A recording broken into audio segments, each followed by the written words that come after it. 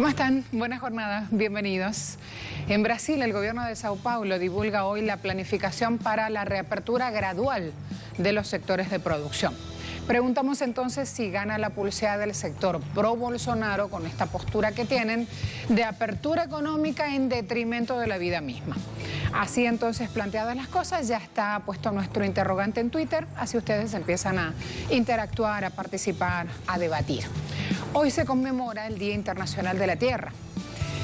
¿Aparecen mayores compromisos? Preguntamos en medio de una pandemia cargada de incertidumbres, una situación inédita vivir una conmemoración así, totalmente confinados, cada uno dentro de nuestras casas. Un gran tiempo entonces para reflexionar también sobre este punto. Vamos a empezar, tenemos presencia en Twitter y en Instagram, estamos listos, la invitación está abierta, tenemos una hora para acompañarnos.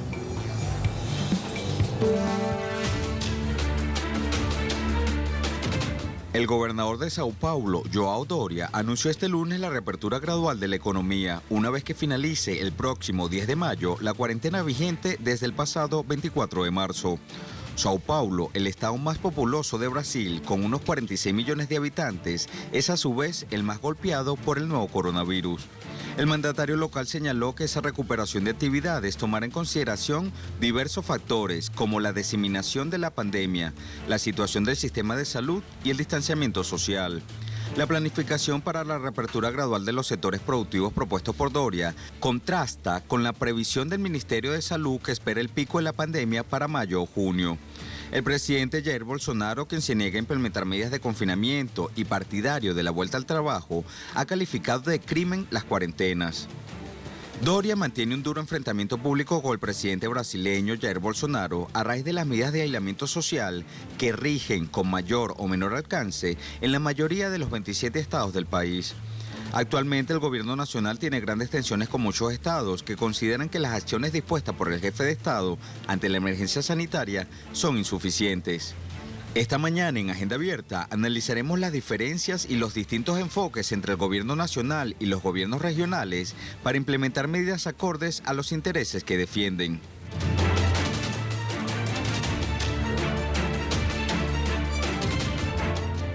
Presten atención a este titular. Noticias UOL dice, este no es momento para hablar de relajación en Sao Paulo. ¿Quién lo dice? El secretario municipal.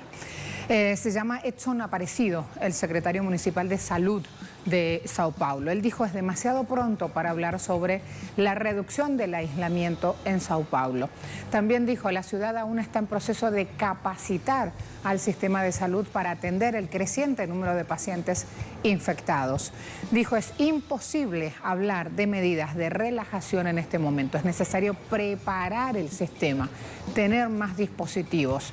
Pero aún, en contra de su opinión, ya ven que las medidas de levantamiento de cuarentena se acercan. Ecodebate dice cerca de 300.000 personas mayores viven solas en Sao Paulo. La epidemia de coronavirus requiere una mayor atención de esos ancianos. 1,8 millones de personas mayores en Sao Paulo, el 16% viven solos, de los cuales más de 22.000 tienen 90 años o más.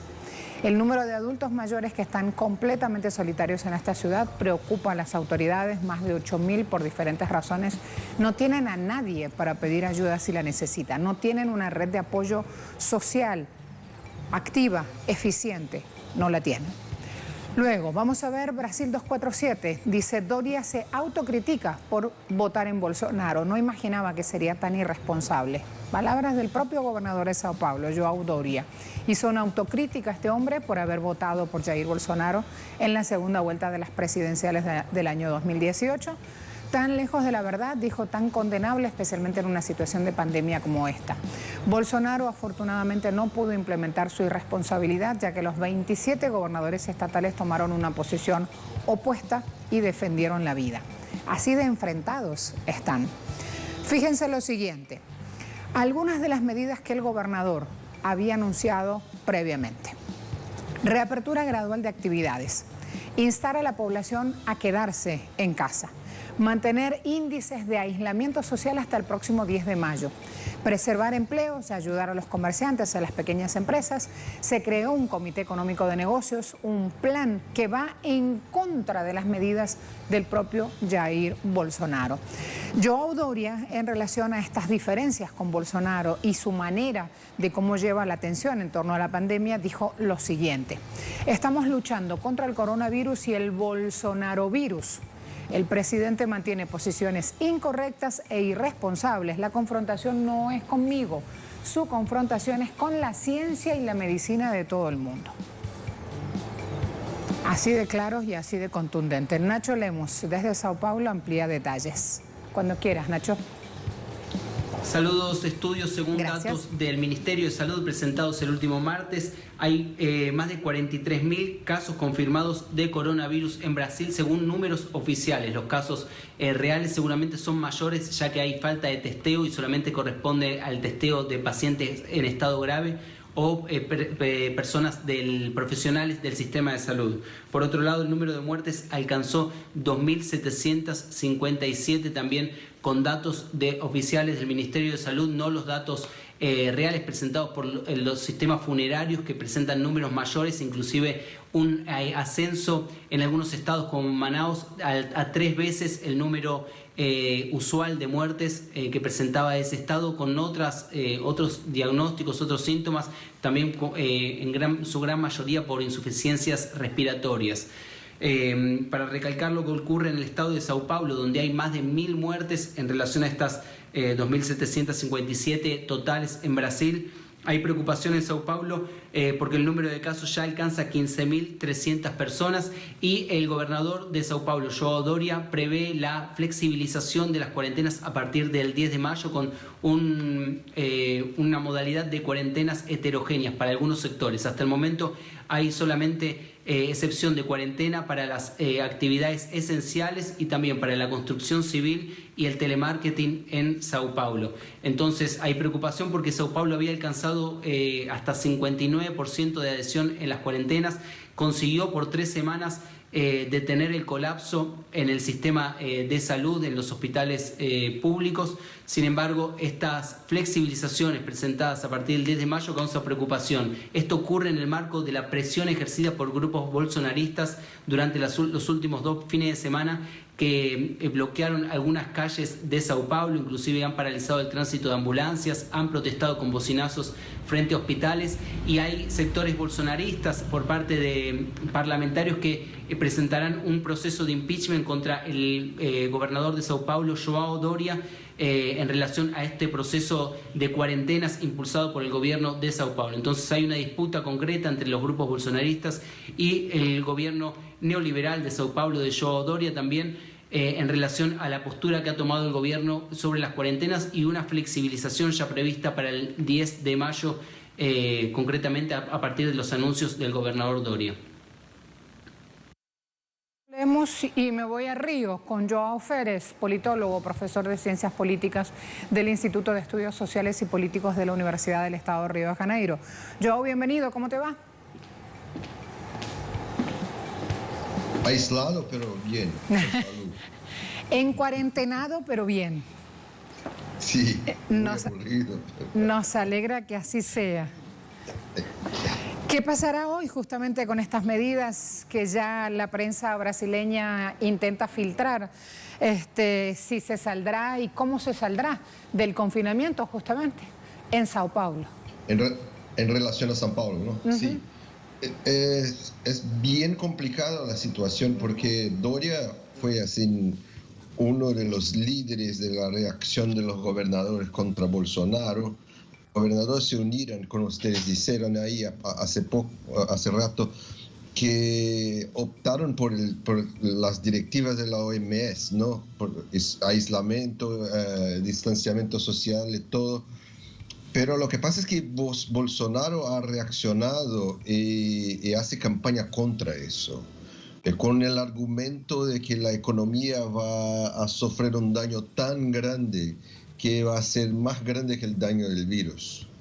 Entonces va por ahí defendiendo el relajamiento de las medidas de aislamiento social.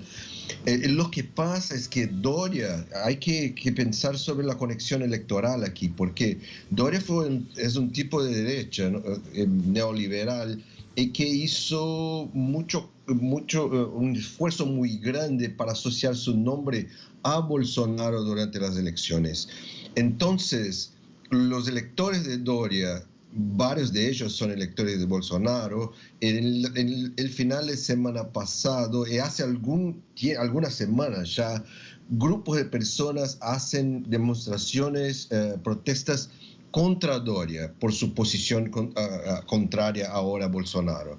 Entonces, me parece que Doria se siente un poco en una situación un poco delicada electoralmente, y que su posición inicial, que fue una posición de apostar ahí todo en una postura de confrontación con Bolsonaro, con vistas a su candidatura a presidencia de Brasil, porque es de eso que se trata. No, mira, a mí me parece que sí, el tipo está convencido que el aislamiento es importante, pero encontró ahí en el aislamiento, en la diferencia, la contraposición a Bolsonaro, un motivo muy grande para ya pensar en su estrategia de elección en las próximas elecciones presidenciales de 2022. Entonces, pero ahí después la reacción de Bolsonaro me parece que le causó un cierto daño, o percibió que puede perder electores también. Entonces ahí está proponiendo un cierto relajamiento, pero un relajamiento que no va a causar más muertes. Una cosa muy complicada, porque en San Pablo es el estado de lejos el que más tiene infección de coronavirus, de muertes. Entonces Doria se metió ahí en una situación un poco compleja. No que Bolsonaro también no esté en una situación compleja, pero a mí parece que Bolsonaro le arrastró para una situación también compleja por establecer esa contraposición. Se entiende. Y además ahí hay otra cuestión. No quiero decirlo en forma despectiva, sino con toda la fortaleza que implica un tipo que sabe de política. Doria es un animal político, como dicen en Brasil, a quienes conocen desde la base social, desde muy temprana edad, todos los vericuetos, los intríngulis, el laberinto de la política. En cambio, Bolsonaro justamente cuando llega al poder se jactó de que no venía contaminado del mundo de la política. Entonces también allí hay dos versiones que en algún momento iban a hacer fricción, por no decir eclosión directamente. Joao. A mí me parece que un poquito, pero no tanto. Lo que pasa es que Doria también se presenta como no siendo un político profesional, es un empresario, dice, con un desprecio. Al decir eso, quiere decir un desprecio por los políticos profesionales. Entonces, es una generación nueva de políticos que ya se presentan contra la política. En eso es similar a Bolsonaro, pero Bolsonaro es una versión mucho más radicalizada de eso, porque Doria habla de esta manera, como yo no soy político profesional, pero actúa como si fuera. Tiene el partido, trabaja ahí dentro del partido, hace acuerdos con otros partidos, con otras fuerzas políticas, entonces trabaja un poco, o mucho, sí, su modo de trabajo es un trabajo, un modo de la política tradicional, se puede decir así. El Bolsonaro no. Bolsonaro sí es un tipo bien diferente, porque como que rechaza los modos tradicionales de trabajar en la política. Es claro que todos son políticos, incluso Bolsonaro, pero el esfuerzo que hace Bolsonaro para rechazar todo lo que parezca como política tradicional es mucho más fuerte, ¿comprendes? Es una cosa, todo el tiempo está haciendo, sus acciones son muy locas en el sentido de cómo desconstruir lo que llaman la vieja política. Quiero también ir a significar en este momento el estado del sistema público de sanidad brasileño, para entender también hoy, una vez que se den las medidas por parte de las autoridades de Sao Paulo, qué cuadro de situación se puede dar allí. Lo que pasa es que la salud en Brasil el Ministerio de Salud en Brasil es el presupuesto más grande del Estado brasileño. Pero la salud en Brasil Brasil es una federación, ¿no? Y aquí se considera los entes federados, la Unión, los estados e incluso los municipios. Entonces, muchos servicios públicos son servicios que llegan a la población por intermedio de una mezcla, una combinación de elementos federales de la Unión, estaduales e incluso municipales. La salud es bien así, porque es muy grande, es muy compleja, muy cara. Hay, por ejemplo, hospitales que son estaduales con participación federal, algunos son municipales con participación estadual, hay una mezcla enorme de eso. Y hay privados también, pero la mayoría, la gran parte de los privados también prestan servicios públicos por el SUS. Hacen un tipo de intercambio así de cuentas que se prestan el servicio, reciben del Estado brasileño por hacer el servicio. Es un sistema muy, muy, muy complejo. Entonces, lo que pasa es que los gobernadores tienen alguna autonomía para actuar ahí la administración del sistema de salud, pero el presupuesto más grande es el federal. Entonces depende mucho del dinero federal para hacer eso, para administrar la salud. Dinero federal. Aún más en una situación de crisis. Sí. Dinero federal, de que si tiene roces Doria con Bolsonaro no llegará, porque evidentemente lo primero que va a hacer la compulsión es a cerrar el grifo, justamente. Hay un problema doble ahí con Bolsonaro, esta cuestión de la crisis, porque no solo ellos, sus ministros, particularmente el ministro de Economía, pero los otros también, son tan radicalmente neoliberales y contra el Estado, que son personas que tienen grandes problemas para ahora crear políticas sociales de verdad, ¿comprendes? Y rápidamente. Y no solo no lo quieren, no tienen eso como intelectualmente integrado en su modo de accionar, también son muy incompetentes, no tienen cuadros que sepan hacer eso, que sepan hacer eso, ¿comprendes? Entonces hay un problema doble de falta de voluntad e incompetencia. Eso es muy trágico en ese momento que necesitamos de acciones muy directas, muy rápidas, ¿no? Gracias, Joao, por este tiempo. De nada, muchas gracias a ustedes. El gobierno de Sao Paulo divulgará hoy la planificación, cómo va a abrir gradualmente, por lo menos así lo anticipó, los sectores de la producción. Preguntamos si gana la pulseada de este sector pro-Bolsonaro con la apertura económica en detrimento de la vida misma. Y ustedes dicen sí, 60,4%, no 27,2%. No sé, 10,9%. Fíjense que a esta hora también queremos sumarles otras imágenes de otro punto del globo terráqueo. Nos vamos a ir a África, a Sudáfrica precisamente, donde están dándose situaciones y escenas que en este caso una televisora alemana que es Deutsche Welle muestra imágenes y titula de una forma muy dura. Hablan de morir de hambre por el coronavirus y se muestra aquí como en Ciudad del Cabo hay millones de personas de los barrios más pobres que están sufriendo las duras medidas de cuarentena. No tienen trabajo ni comida para subsistir. Y gracias a donaciones y a la solidaridad hay voluntarios que cocinan para ellos. Este es, como ven, un material largo, 5 minutos, editado por Deutsche Welle, que está mostrando esta situación.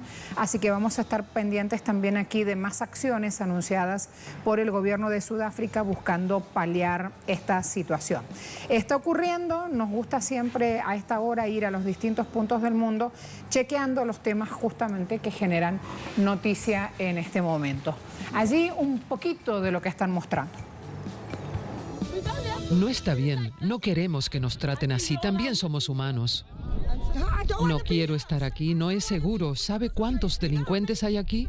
Todas las noches hay pelea. Nosotros también tenemos familia, queremos ir con nuestras familias.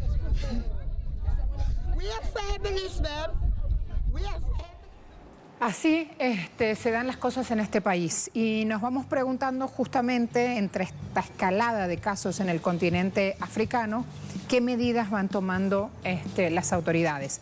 En Sudáfrica, últimas informaciones hablan de una cifra que sobrepasa largo los 2.000 casos confirmados de contagio de COVID-19. Sudáfrica tiene una gran infraestructura económica, pero también en ese momento ese aparato económico está sintiendo justamente la presión a la baja, la ralentización de la economía que le deja esta pandemia.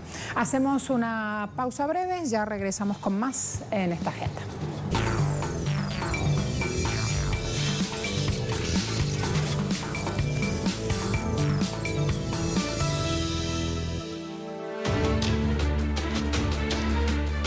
El 22 de abril se celebra el Día Internacional de la Madre Tierra, proclamado por las Naciones Unidas en 2009. Actualmente el mundo afronta la primera pandemia del siglo XXI y este evento extraordinario parece señalar un nuevo horizonte para la humanidad y su relación con el planeta. La crisis producida por la pandemia del COVID-19 no solo es producto de un sistema desigual e hiperconsumista, sino que también responde al comportamiento depredador sobre los recursos naturales de la Tierra. Importantes gobiernos aliados con el capital internacional, como Estados Unidos, se esfuerzan en mostrar la pandemia del nuevo coronavirus como la responsable de la abrupta caída de la economía internacional y sus consecuencias. Algunos intentan inducir deliberadamente e incluso forzar cambios que en circunstancias normales no serían aceptados por los gobiernos del mundo y sus ciudadanos. La pandemia ha puesto al descubierto la explotación de la tierra y sus recursos naturales, en prejuicio del ser humano por el imperialismo internacional, apoyado en el sistema capitalista, como han venido denunciando algunos gobiernos, movimientos indígenas y ambientalistas. La Madre Tierra nos pide claramente que actuemos. El cambio climático, los cambios provocados por el hombre en la naturaleza, así como los crímenes que perpetúan la biodiversidad, la deforestación, la producción agrícola y ganadera intensiva o el creciente comercio ilegal de la vida silvestre, pueden aumentar el contacto y la transmisión de enfermedades infecciosas de animales a humanos. La Organización de las Naciones Unidas señala que el impacto visible y positivo del virus, como la mejora de la calidad del aire o la reducción de las emisiones de gases de efecto invernadero, es temporal y se debe a la trágica desaceleración económica y la angustia humana. Necesitamos un cambio hacia una economía más sostenible que funcione tanto para las personas como para el planeta. Hoy en Agenda Abierta analizaremos cómo la enfermedad de la COVID-19 evidencia la fuerte relación existente entre nuestra salud y la Tierra, que ha visto afectado el funcionamiento de su ecosistema por la sobreexplotación de los recursos naturales.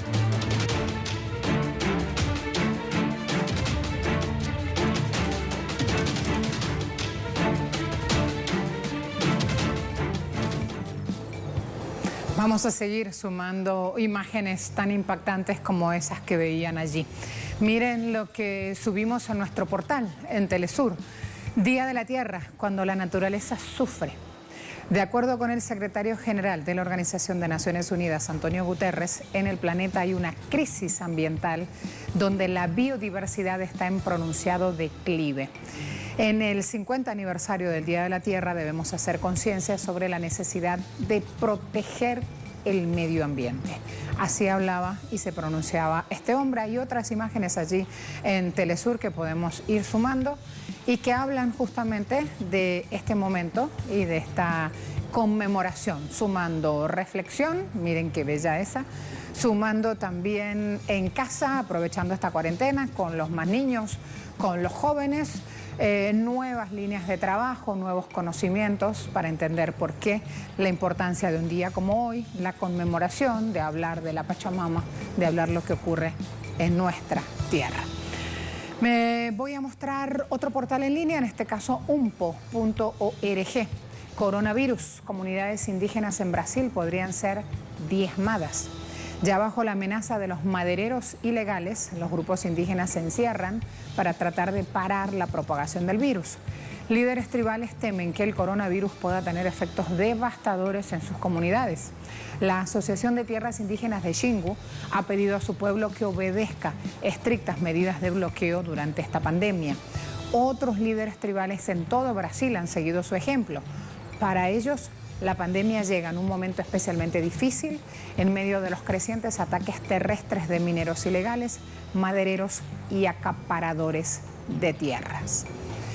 Prensa Latina dice en Día de la Madre Tierra, ONU pide cambio hacia economía sostenible.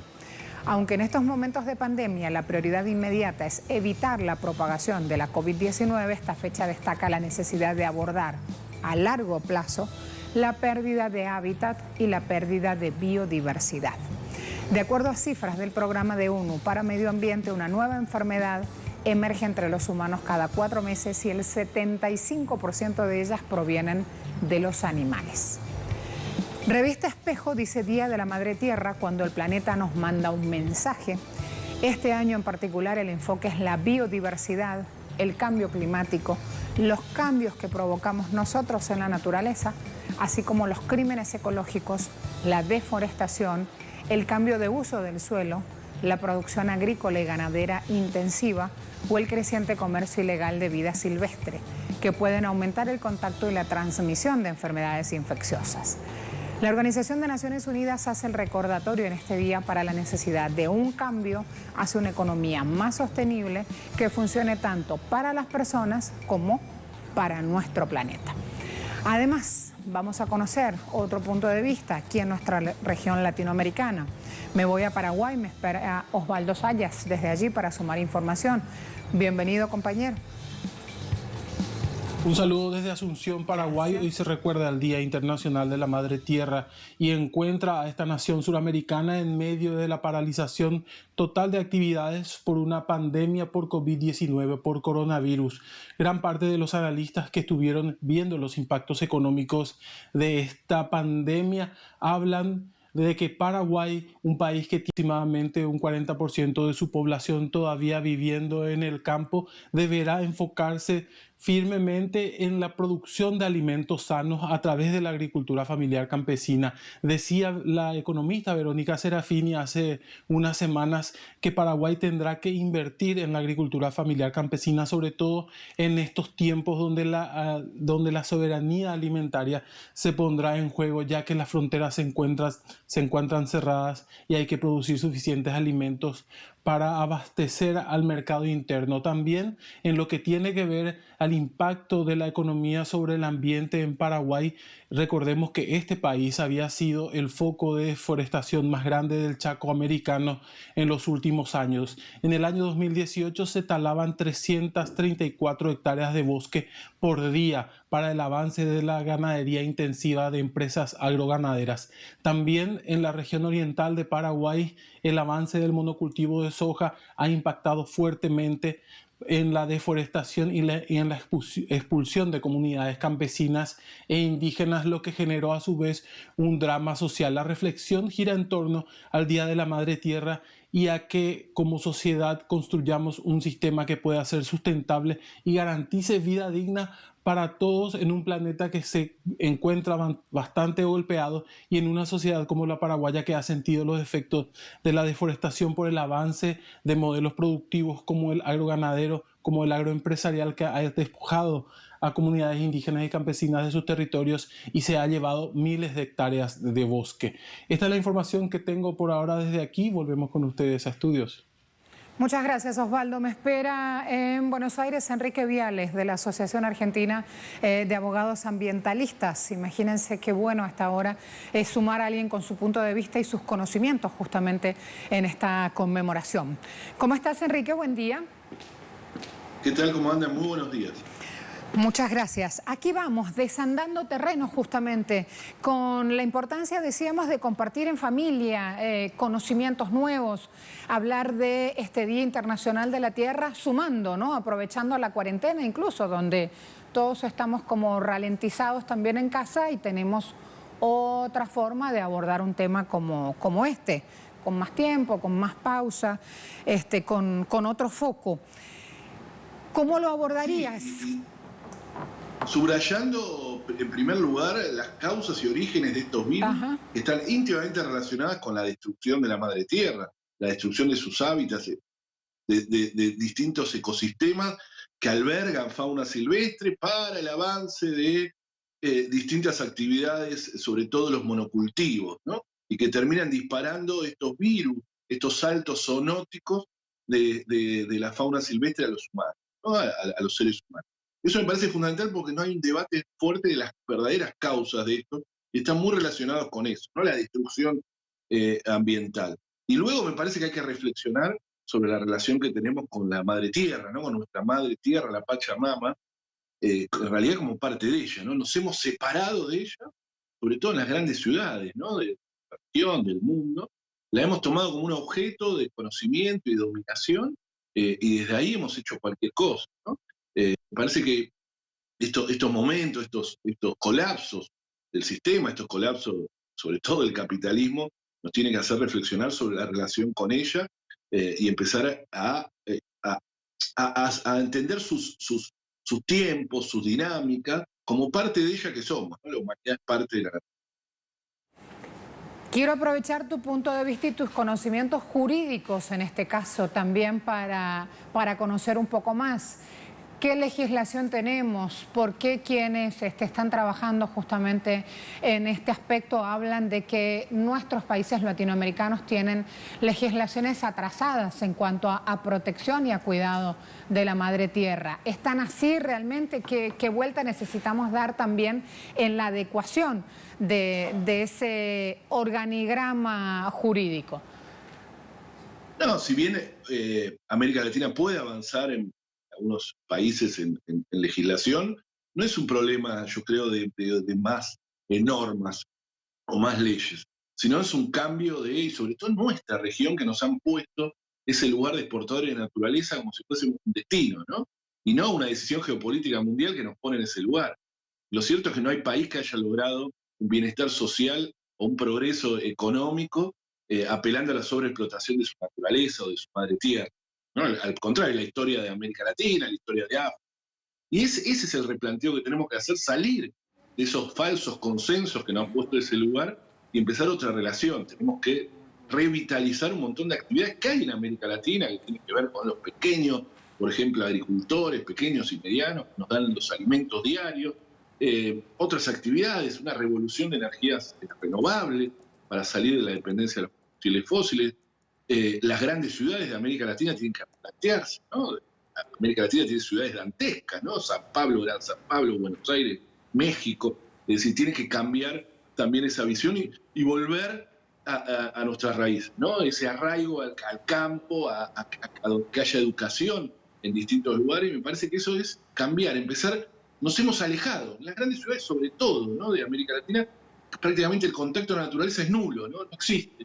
Es un objeto que no lo entendemos. Y ahora, en esta cuarentena, sobre todo en las urbes, en las ciudades nos hemos empezado a dar cuenta de la relación que teníamos con ella, mirando el cielo, ¿no? El sol, encerrados en nuestras casas.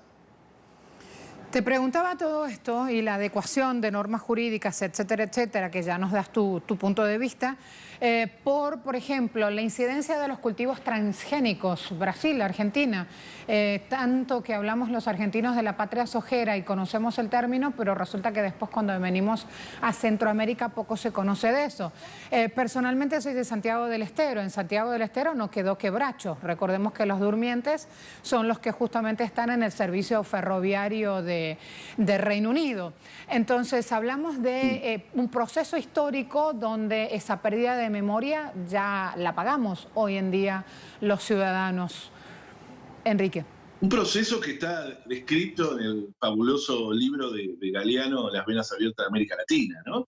Un poco las cosas que contaba y que merecerían nuevos capítulos para las últimas décadas. Y está muy relacionado exactamente, a partir de la década de los 90, Argentina, Paraguay, Brasil y parte de Uruguay se han convertido en una especie de experimento a cielo abierto a través de los transgénicos y los agroquímicos que forman parte de ese paquete tecnológico, sobre todo grandes corporaciones como Monsanto, ¿no?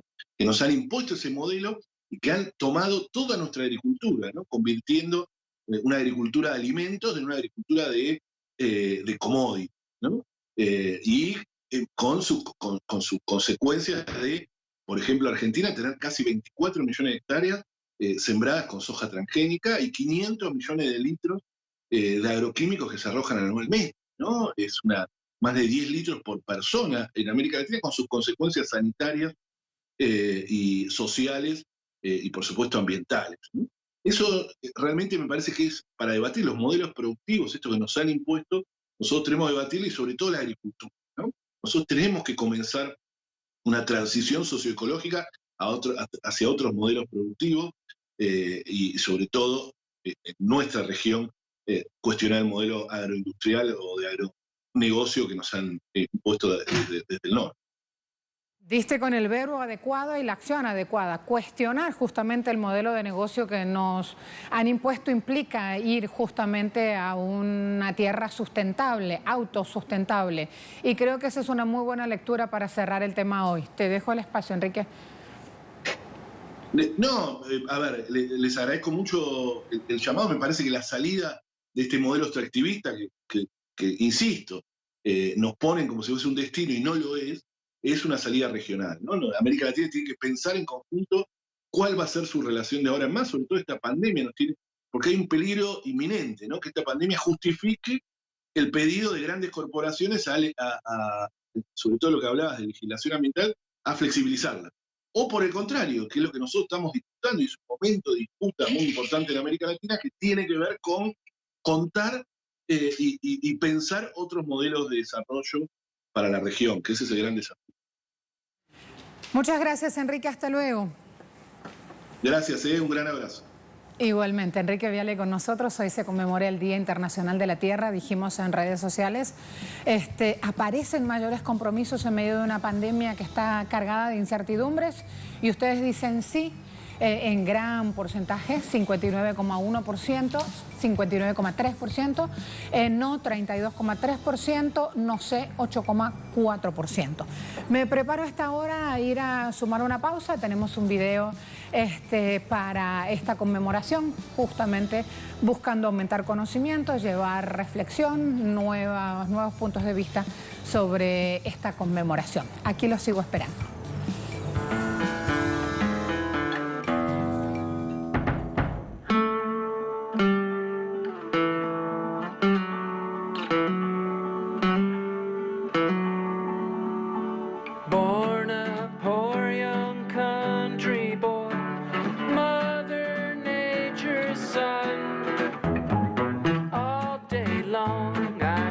Singing songs for everyone.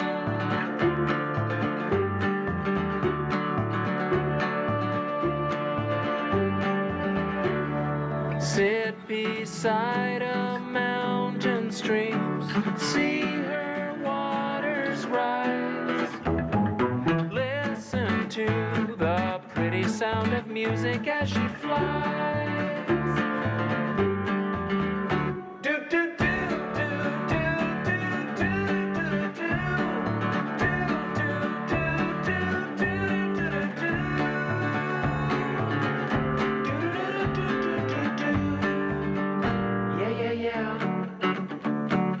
Find me in my field of grass, Mother Nature's son. Swaying daisies sing a lazy song beneath the sun.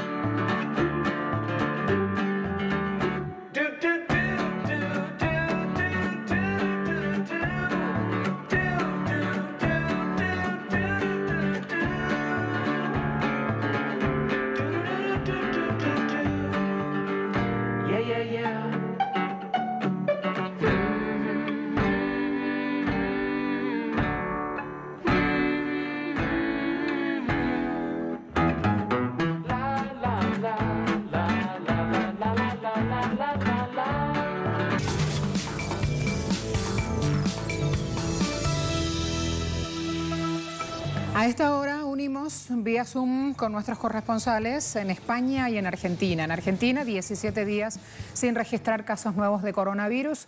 Jujuy se convierte este miércoles en la primera provincia en permitir la actividad en lugares públicos mientras mantiene el aislamiento obligatorio por el COVID-19. Y trabajadores de APPs de reparto, Rappi, Globo, Pedido Ya, Uber, están también yendo a una acción de paro y esto está planteado en 6 países. Así que así las cosas, ya Juan nos habla sobre esto y luego Adriana va a sumar información también desde suelo europeo. A ambos, buenos días, ¿cómo están? Juan. ¿Qué tal? ¿Cómo estás, Marcela? Muy buen día. Efectivamente, como vos decías, esto que parece novedoso porque va a ser la primera provincia que va a implementar este sistema de ejercitarse por parte de los jujeños, es poder salir a la calle. Se inicia en el día de hoy.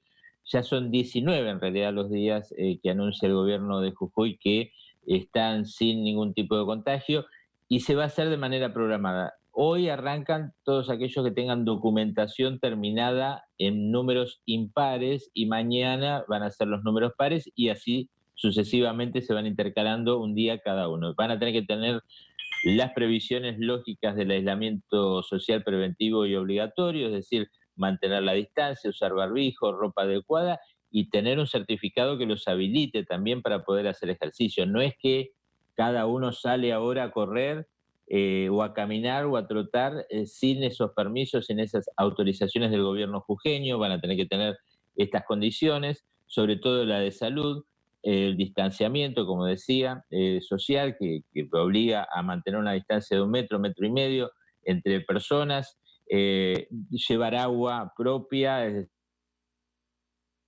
agua de ningún bebedero, en ningún lugar público. Bueno, estas son algunas de las condiciones que propuso el gobierno de Gerardo Morales en su provincia, en la provincia de Jujuy. Va a ser un tema para tener en cuenta, obviamente. Se juntan las condiciones de no contagio.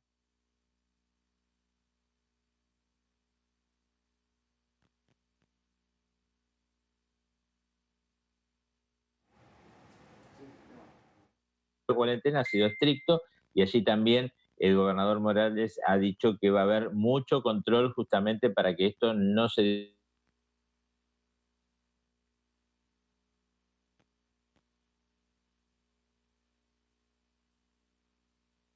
¿no? Esta cuarentena. Y que, bueno... Juan, permíteme un paréntesis. Ya vamos a ir sobre todo con un tema muy interesante planteado en Argentina, lo decía el presidente Alberto Fernández, que él buscaba una opción, salir a dar una vueltita por allí. El caso de los niños autistas, por ejemplo.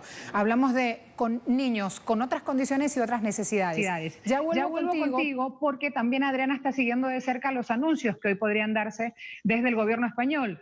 Porque, Adriana, ahí se habla de prorrogar el confinamiento. ¿Qué informaciones tienes hasta ahora? Bienvenida.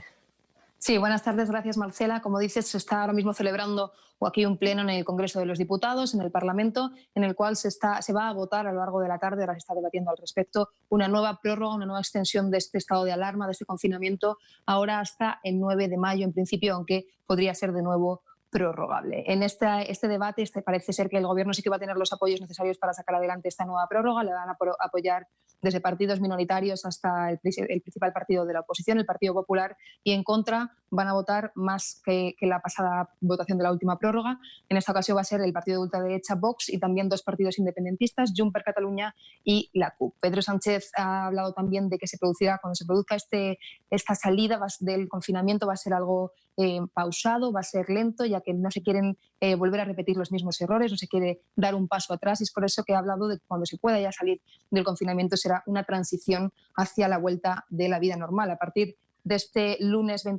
domingo 27 de abril, va a comenzar una flexibilización en lo que es el confinamiento para los niños, como comentabas tú anteriormente. Aquí en España los niños menores de 14 años van a poder salir a partir del domingo a pasear a la calle acompañados de un adulto, con varias restricciones tanto de tiempo como geográficas, no se pueden alejar más de 1 kilómetro de sus casas, pero va a flexibilizarse un poco este confinamiento de los menores de 14 años. En España llevamos ya 40 días de confinamiento y hoy ha subido un poco, se ha repuntado el número de personas fallecidas en las últimas 24 horas. Han sido 435 personas fallecidas, 5 más que ayer, lo cual deja un total de 21.717 personas fallecidas en el país y de más de 208.000 personas contagiadas.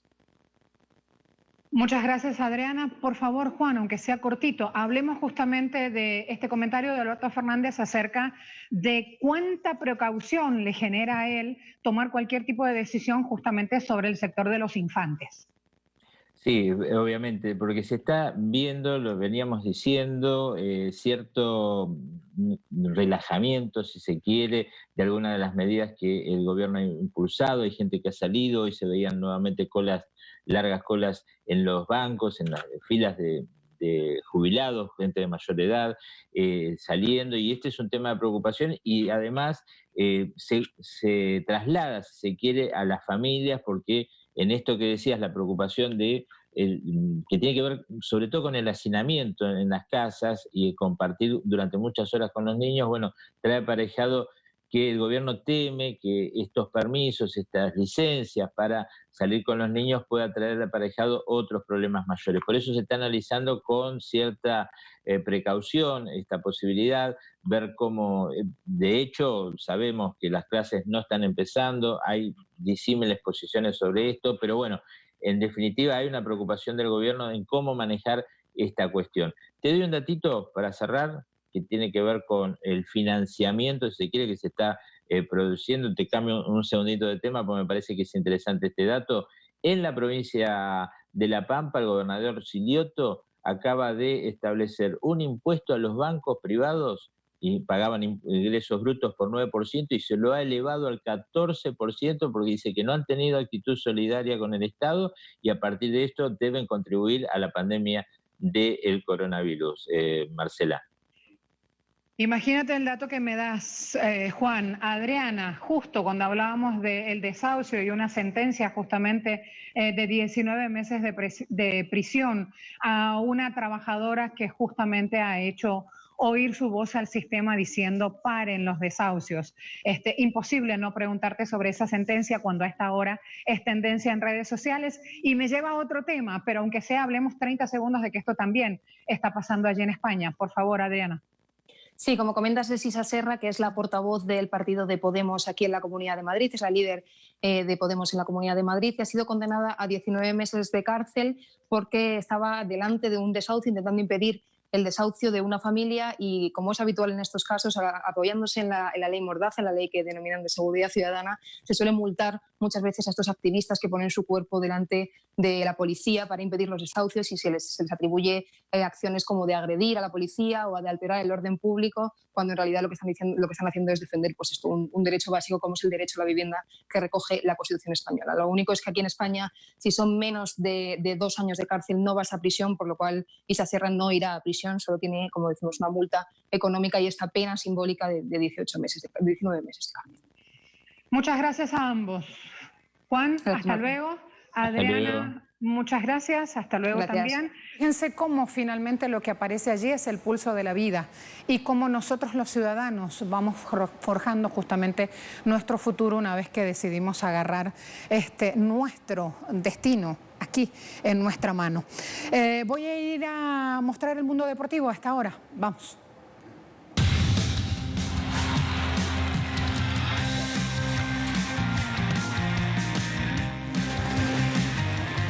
Vamos a ver, Unión Europea de Fútbol Asociado, UEFA, instó nuevamente a sus ligas nacionales a terminar la temporada 2019-2020 a causa del coronavirus. ¿Qué está diciendo este ente, que es el que rige los destinos del fútbol en el viejo continente? Exige que se finalicen las temporadas debido a la gravedad de esta pandemia. Lo hizo este 21 de abril durante una conferencia telefónica con sus 55 federaciones. Una fuente cercana al organismo indicó que se estudia la posibilidad ahora de terminar los campeonatos a principios de verano y completar Champions League en agosto. Además, vamos a contarles que el presidente de la Real Federación Española de Voleibol, Agustín Martín, anunció que ve difícil que las actividades deportivas inicien en septiembre por esta pandemia. Tras recibir la comunicación, a los jugadores tratarán el asunto con sus representantes y abogados, aunque todo apunta a que aceptarán la reducción de sus emolumentos entre abril y junio. La cantidad retenida será devuelta a los jugadores y al cuerpo técnico a lo largo de la próxima temporada y se estudia si se incluirá en los salarios las primas por rendimiento del equipo. Estas fueron las palabras del mandatario de la Federación de Voleibol. A principios de marzo se habían suspendido varios torneos de esta disciplina. Aún se desconoce la fecha en que puedan ser reanudadas sin ningún tipo de riesgo. ¿Vieron cuántas disciplinas vamos viendo? Sigamos con el baloncesto, porque el Tribunal Arbitral de FIBA publicó también A fin de proporcionar, dice, mayor seguridad jurídica y ayudar a facilitar acuerdos amigables dentro de la comunidad del baloncesto, este tribunal aclara que las directrices son temporales por la situación de la pandemia. Se incorporan principios que pueden ser utilizados dependiendo de los casos. Los contratos, ahí el punto, enfatizan, no se va a rescindir automáticamente ninguno de estos contratos. Por lo pronto se mantienen vigentes más allá de no terminarse los torneos. Solo se podría llevar a cabo, rescindir un contrato, si ambas partes están de acuerdo en terminar sus relaciones. Manejan tales volúmenes de dinero justamente esos contratos que ya fíjense cómo cada una de las partes busca afinar justamente lo que pasa. Ayer les decíamos, que no estén jugando no quiere decir que no haya movimiento en el ámbito deportivo. Han visto también el apetito que despierta un posible pase de Neymar. Ayer lo abordábamos en el ámbito del fútbol. Hoy aquí lo han tenido en otras disciplinas. Quiero agradecerle la confianza. Cada vez que ponen la tele, eligen Telesur. Agenda abierta para informarse. Será hasta mañana.